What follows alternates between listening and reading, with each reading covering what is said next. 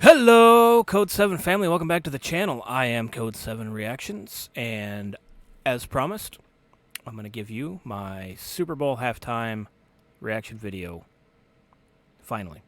I know Super Bowl was, like a week ago? 2 weeks ago, I think now.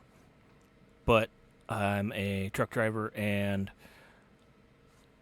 life. So, as you saw from the preview, there's a little bit of the halftime performance. I don't want to put too much on here because I don't want to get copyrighted. First, let me start off by saying I thought it was, as far as halftime shows go, I thought it was good. I personally had no real issues with it. The song choices were, Rihanna's pretty well-known songs, even from me. The performance, I personally don't understand the costume choice, but that's me, and I wasn't part of that decision process. So, there's that. Wasn't a lot of dancing. I think Rihanna is known for her dancing on stage. I have admittedly never seen her in concert or many of her videos, but it was a great show. Usually with halftime shows, the artist kind of does some dancing. There wasn't too much flashy, of that, but it did kind of remind me of she's pregnant. So, the understandable. One of the worlds from Super Mario Brothers for like Super Nintendo, the Cloud World or whatever. Just the way the floating platforms were. So that was kind of interesting and kind of cool that they got all that. I'm not sure I would trust that because I have trust issues. But it went off without a hitch. Nobody got hurt or died, and that's always a plus when it comes to performances in general. The only issue, if you want to call it that, it personally doesn't really affect me one way or the other, but the issue I see is kind of a double standard in the music industry, at least right now. She was wearing red, which, if anybody watched the Grammy performance, that was a huge deal when Sam Smith wore red and all of his backup dancers wore red, and it was the whole thing. Rihanna also wore red, and I don't see anybody commenting on that. The other thing I noticed was her performance had some seemingly sexual elements to it. Whether or not it was meant to be that way, I don't know. Again, I'm not the performer. I wasn't involved in any of the planning for the show. But it appeared she had some sexual elements with some of her dance moves that she did do that nobody is saying anything about. But, again, with, using recent examples, Sam Smith's Grammy performance, people said it was sexual. So I'm curious why that double standard exists, although I think I know. One is because Rihanna is known as a sex symbol, and she is a gorgeous woman.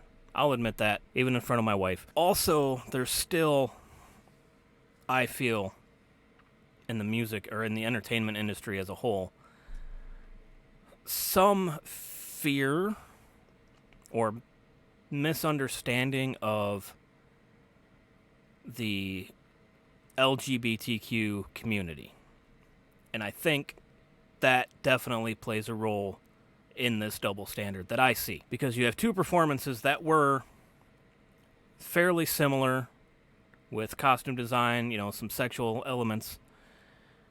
And one is overly criticized, while the other one is being praised by every news outlet and person on the planet, seemingly. So I find that curious. But that's really all I noticed. I didn't watch too much of the game because I had to be up really early the next day, like 3 a.m. Eastern time. So I didn't get to watch the end of the game, but I heard it was good. And I'm not a real big football fan anyway. My sport's hockey.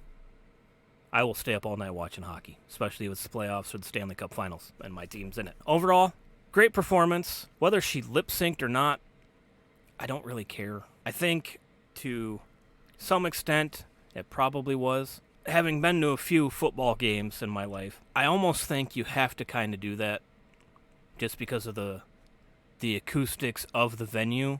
It's not a concert venue. It's a football venue. It's not made for music. So I think to get the timing right with the music, the performance, the visuals of everything, I think you kind of have to do that. There's nothing wrong with that. I don't understand that whole thing.